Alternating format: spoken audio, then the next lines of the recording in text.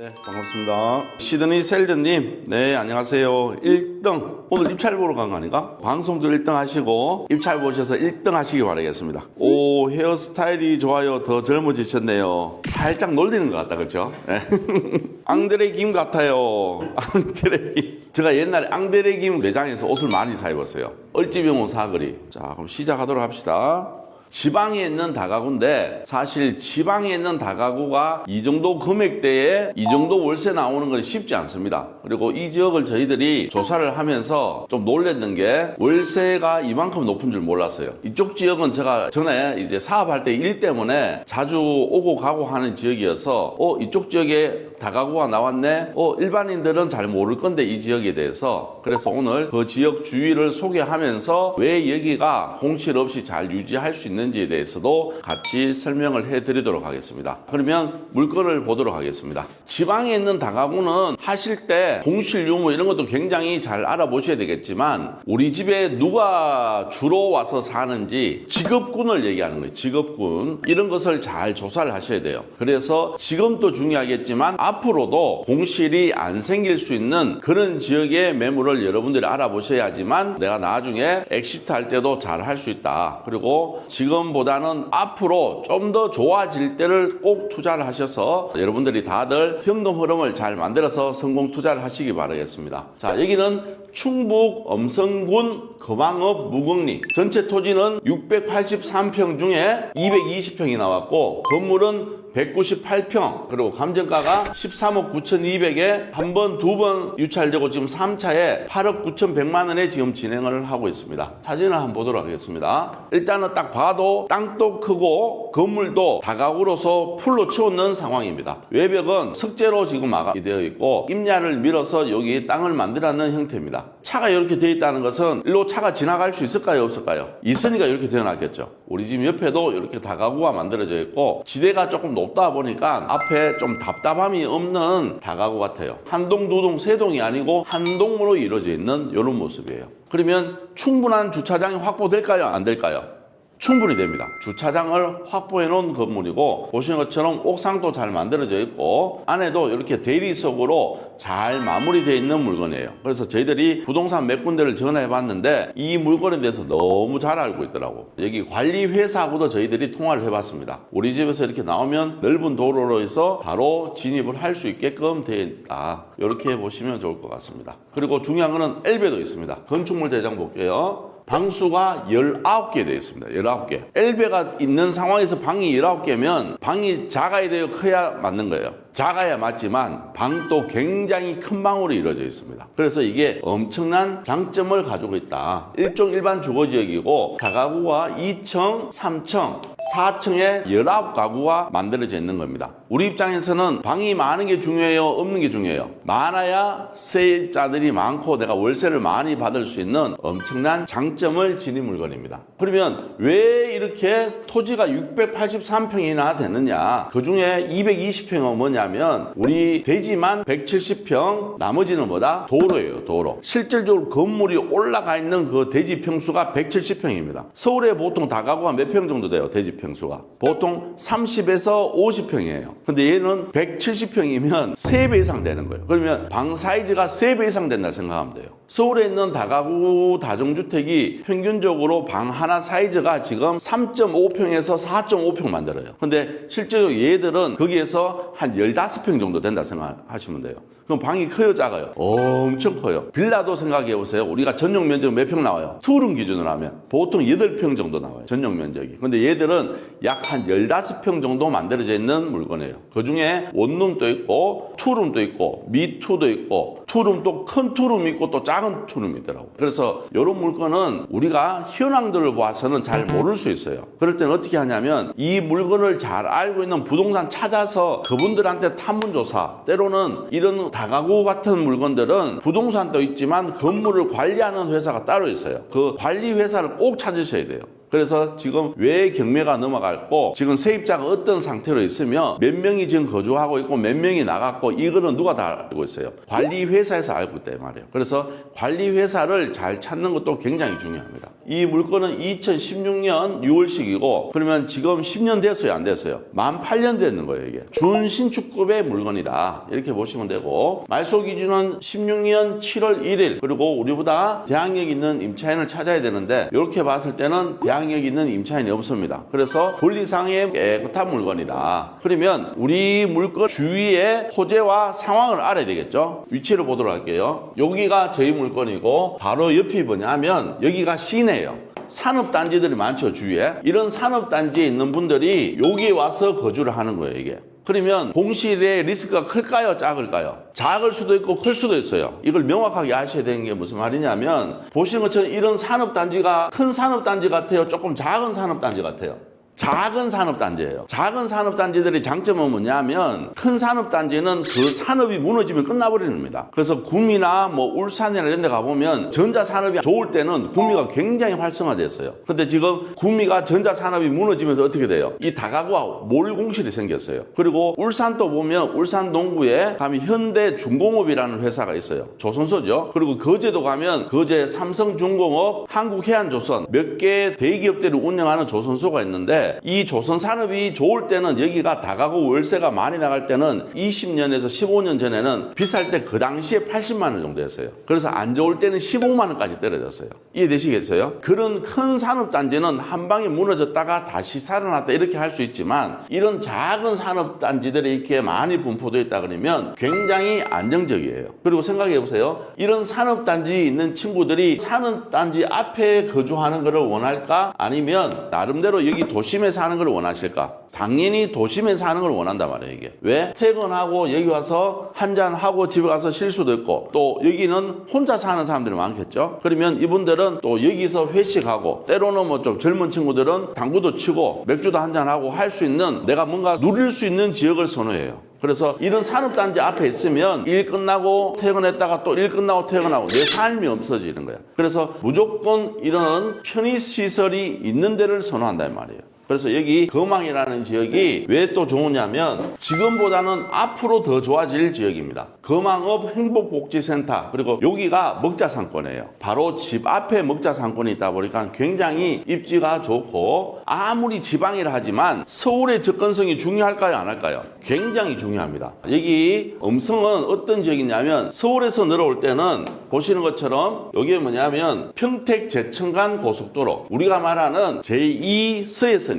그리고 경기도 광주 구리에서 내려오는 뭡니까? 중부고속도로. 여기가 교차하는 데가 어디냐면 여기 음성이에요. 음성이 지금 이쪽 지역이 뭐냐면 수도권에는 과밀 억제 지역이죠. 그럼 생각해 보세요. 과밀 억제 지역이다 보니까 뭔가 공장을 하든 뭘 할 때는 제재가 굉장히 많아요. 세금 부담도 많이 시켜요. 그래서 내려오는 데가 어디냐면 음성이에요. 음성. 왜? 교통이 좋기 때문에. 그리고 이렇게 교통이 좋을 때는 밑에서 공장에서 올라오는 물류도 여기서 굉장히 많아요. 물류 단지도 많고 여기 주위에 있는 우리가 말하는 거망 그리고 옆에 바로 대소 그리고 우리 꽃동네 들어보셨죠? 음성 꽃동네 거기가 여기 바로 밑에 있어요. 그리고 여기가 대소면 그래서 서울에서 내려오는 어떻게 보면 여기가 교차하는 지역이에요. 교차하는 지역. 그래서 대소면 일대 여기가 굉장히 큰 산업단지들이 많아요. 여기 보시면 이거 다 산업단지단 말이에요. 이게. 그러면 산업단지가 만들어진다 그러면 일할 수 있는 사람들이 먹고 잘 수 있는 데가 또 필요하겠죠. 거기가 어디냐면 우리가 말하는 거망. 그래, 이 거망이 그래서 어떻게 보면 서울 바로 밑에서는 여기가 지금 핵심 지역으로 떠오르는 지역이에요. 그리고 공장도 굉장히 많이 지어지고 있고 서울에 있는 기업들이 계속 늘어오는 지역이 음성군 거망 대소면 일대다 이렇게 생각하시면 좋을 것 같아요. 그러면 산업단지가 만들어지면서 거기 일하시는 분들이 일단 먹고 자야 되니까 이런 숙소가 많이 필요한데 근데 중요한 거는 공급이 안 되고 있다는 사실도 여러분들이 분명히 아셔야 되고 그리고 실질적으로 이런 산업단지가 만들어지고 하면 지가가 또 상승하게 돼 있어요. 지가가 상승한다 하더라도 지금 원자재 값이 워낙 많이 올라서 건축비가 너무 올랐죠. 그래서 지금은 신축으로 공급하기가 쉽지 않다 이 말입니다.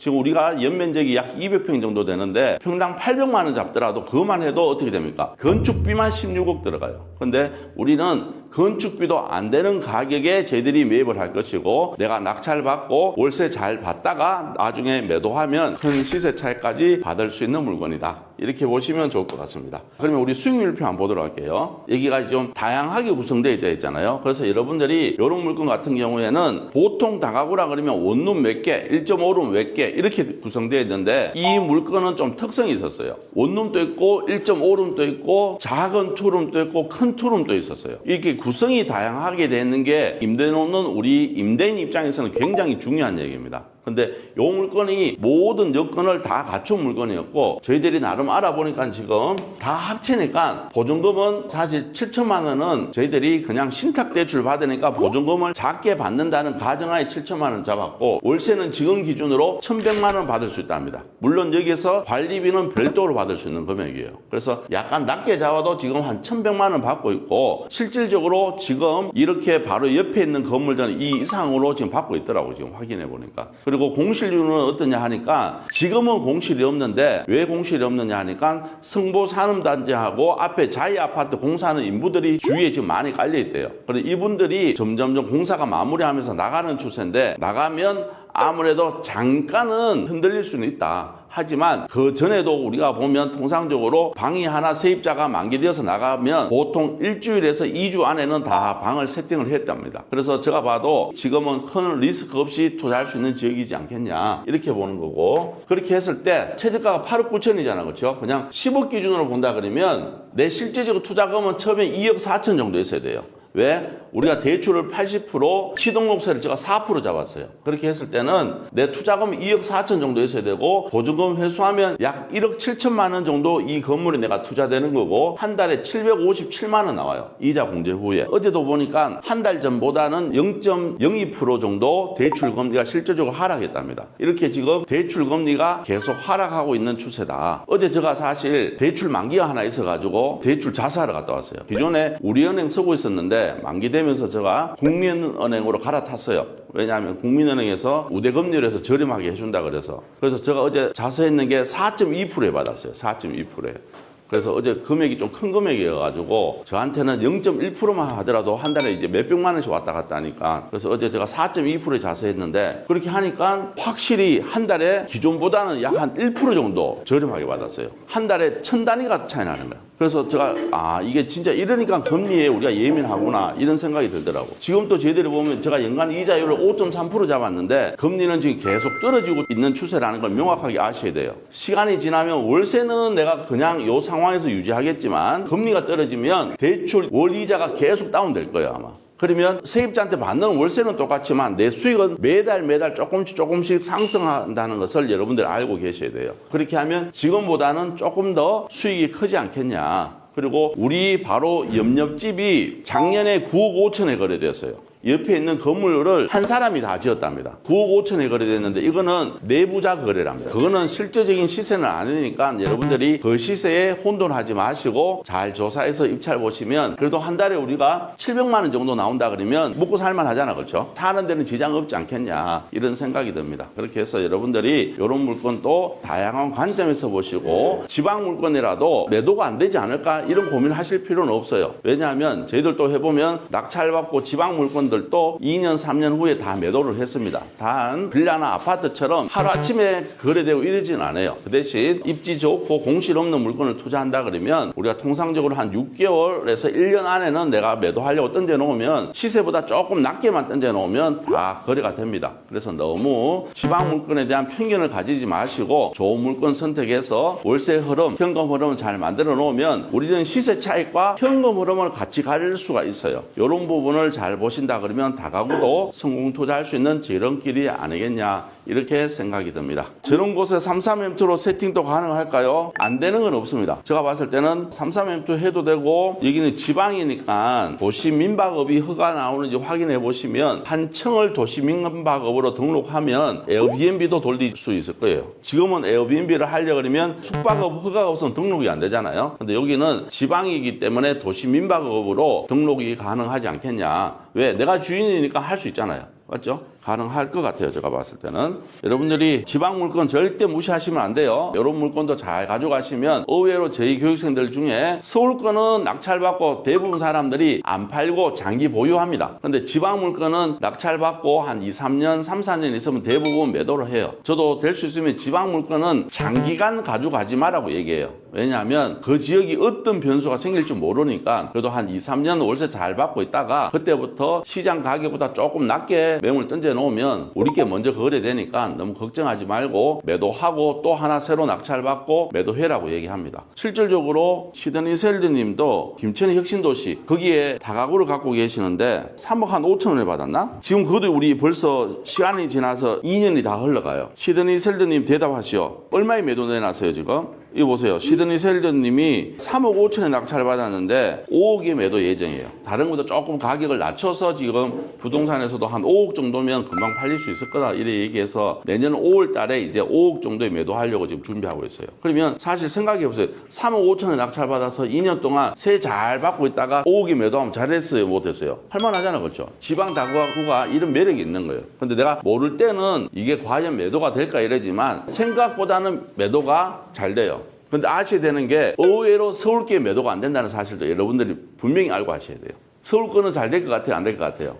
잘 될 것 같죠? 아니에요. 지방계 매도 훨씬 잘 돼요. 의외로 서울에 있는 다가구는 내가 그냥 장기간 보유하는 거지 생각보다 매도 안 돼요. 그거는 우리가 모를 때는 서울계 매도가 잘 된다 생각하는데 그거는 잘못된 생각이에요. 서울거 매도는 내가 매도하려고 매도하는 게 아니고 들고 있다 보면 매도가 되는 거예요. 이게. 그런 개념으로 가져가는 게 서울 다가구다는 사실도 알고 여러분들이 물건을 투자했으면 좋겠다. 오늘 제가 수업이 있어서 길게는 안 되고 오늘 여기서 마무리하고 내일 뵙도록 하겠습니다. 지금까지 더 낙찰 옥션의 김멘토였습니다. 감사합니다.